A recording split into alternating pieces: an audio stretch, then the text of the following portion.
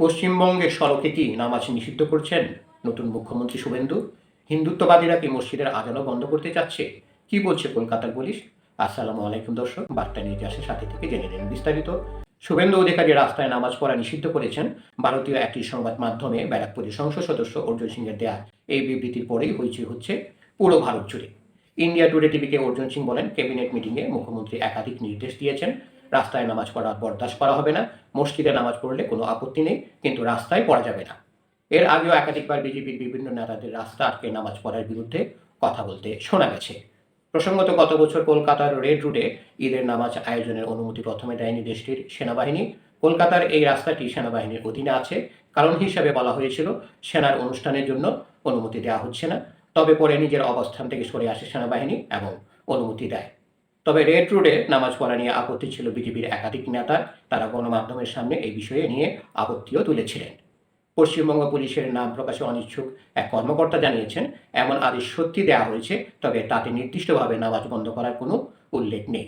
ওই পুলিশ কর্মকর্তা আরও বলেন, রাস্তা আটকে যে কোনো ধর্মীয় উপাসনার ক্ষেত্রেই কঠোর হতে বলা হয়েছে পুলিশকে।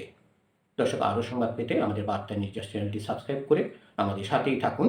তিনি যোগ করেন, দুর্গাপূজা, রমজান, ঈদ ইত্যাদির মতো বিশেষ ধর্মীয় অনুষ্ঠানে আগে থেকে করা আবেদনের ভিত্তিতে রাস্তায় জামায়াত ও উপাসনার অনুমতি আছে, যেমনটা আগেও ছিল।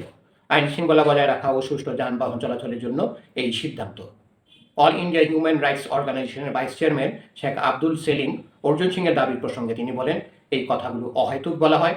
অর্জুন সিংয়ের কথায় নামাজও বন্ধ থাকবে না, আজানও বন্ধ হবে না। কলকাতার কয়েকটি পত্রিকায় লেখা হয়েছে যে এই নির্বাহী আদেশগুলোর মধ্যে এটাও বলা হয়েছে যে মাইকের শব্দের যে ঊর্ধ্বসীমা রয়েছে সেটাও কঠোরভাবে বলবৎ করতে হবে পুলিশকে। মসজিদগুলো থেকে মাইকে কেন আজান দেওয়া হবে, সেই শব্দ কেন কানে আসবে, এই প্রশ্ন পশ্চিমবঙ্গের হিন্দুত্ববাদীদের একাধিকবার তুলতে শোনা গেছে।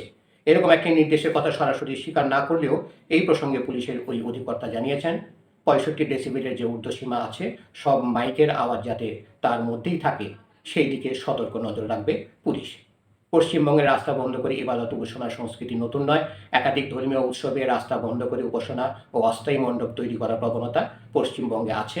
এছাড়া দুর্গাপূজার সময় কলকাতার একাধিক রাস্তা আটকে যায় অস্থায়ী মণ্ডপ ও প্যান্ডেলের জেরে।